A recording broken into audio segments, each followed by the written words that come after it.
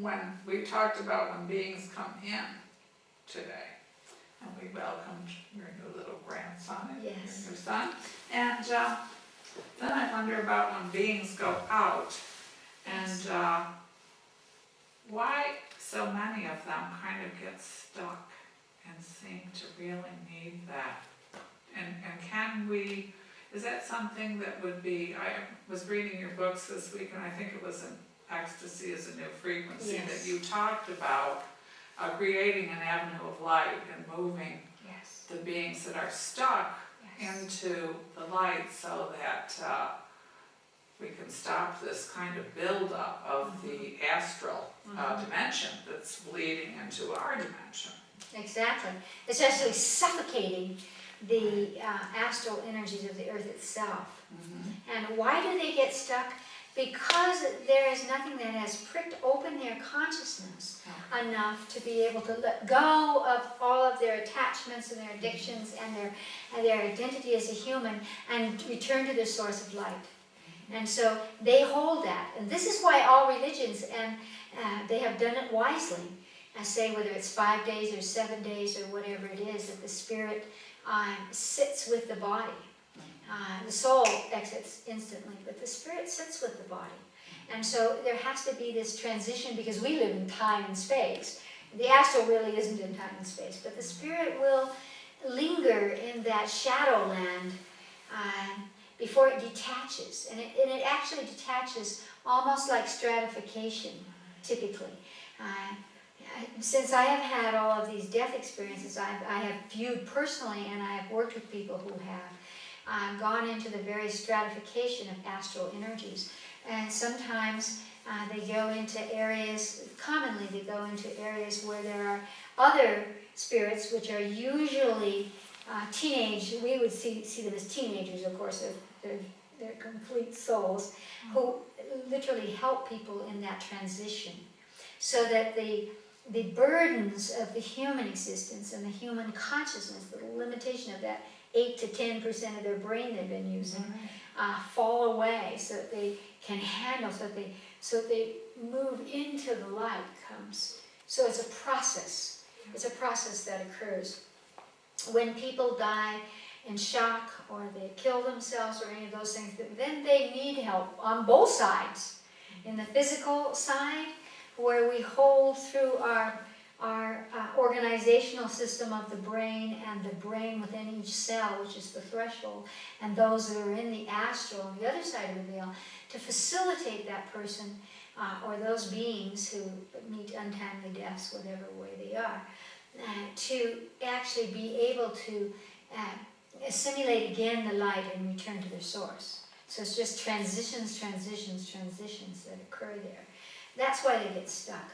And they have never been taught, up until always, hundreds of years ago, maybe thousands of years ago, different religions had structures and ritual and patterns of behavior that had to do with this kind of knowing. But in the general public has a very limited perspective of what happens when you die. And so we don't realize that we can cut that short right away. We don't have to time it in 5 days, 7 days, or whatever it is. We can simply use the power of light to awaken the soul's level of consciousness, so that the spirit can identify itself, it can relate to this kind of expansion and shed the constriction, not only of the human body, but the human consciousness. And most spirits that are channeled into this dimension still are holding the crystallization of that. And that's the problem with channeling, is that you're channeling through the filter of someone's birth experience.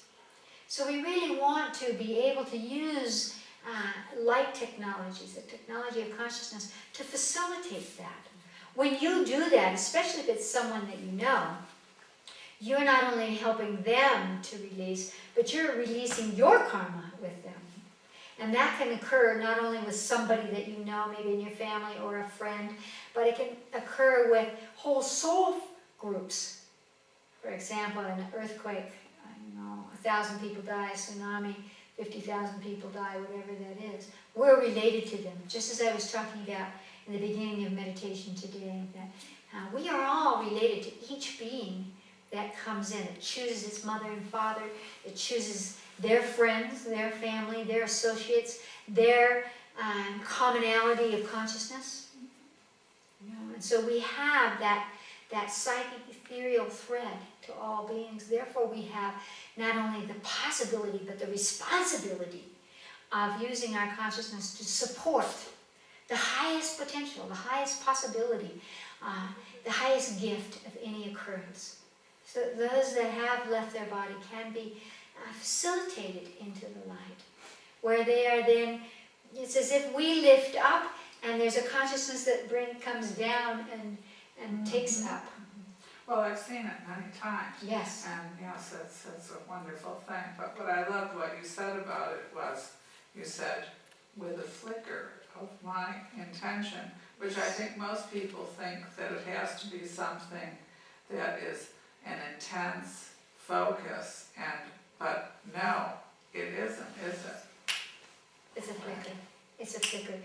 The second that the consciousness is aware of it, especially when we're using the fast frequencies of white light, which include all conversation of life, when we have that, it's actually at the speed of light. It's faster than that, and that we don't have to have the ritual and the prayer and the all of the other preparations and all the other things we do for ourselves, because we need time to orchestrate and to let go, or to feel that we're focused, or to gather each other. And so we use those things, and that's fun. But to actually trigger the release into the light is at the speed of light. It takes no setting time. space to work in, do you also do that like Yes, yes. I was laughing, I haven't told Alison yet, but I have conceived of a new video that I'd like to do for YouTube. Because I always watch movies and I'm fascinated by how, they're doing a car chase or something and the camera's right in the car, and you're looking at the person in the car. And so I'm going to do a YouTube video that has to do with meditation. And I'm going to, one of the scenes is me driving along in the car and saying, I am meditating with my eyes open, my focus on the road. It takes nothing. It takes nothing to meditate or to focus or to send light or to balance your endocrine glands. It takes nothing but pure consciousness, and it is that fast. You don't have to. In days past, we had to separate ourselves, our consciousness out, because we were skilled at one thing at a time. Today we multitask, sometimes better than other times, but we do multitask. And so it's simply holding the hologram and then selecting that one little threshold, that brings that into manifestation, into existence. And so we can do that with meditation. In times past, we separated out, we went into the caves, we sat in meditation until we found the nothingness and we found the expansion. But today, like a child, we can move into that expansion simply because we have templates. Look at any baby who's staring out in space. What are they staring at? Are they staring at light? Are they talking to their friends? Are they feeling the pulse, the undulation or the streaming of the cosmos? It's so easy for us to just tap into that and utilize it in our lives. And when we do that, then we don't have to have either or. I think that one of the great gifts my higher self has given to me is that life is not about either or. It's not either you're spiritual or you eat meat or you drink alcohol or you this or that, or you are a woman or a man, or you are successful or you are not. The either ors belong to an old kind of consciousness that was very linear. Today, everything is in motion. And if we can use our holographic consciousness, we can pluck the potential, we can